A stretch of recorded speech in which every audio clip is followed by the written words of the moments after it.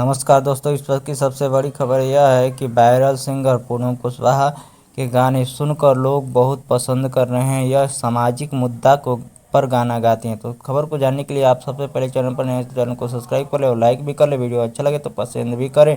तो चलिए आइए जानिए कैसे गाना गाती है।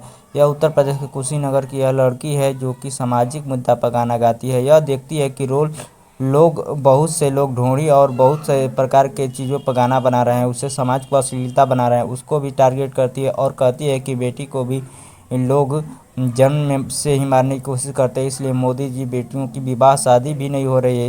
इस पर भी वह गाना बनाती है। तो गाना जानने के लिए सबसे पहले लड़की की फ़ोटो देखिए।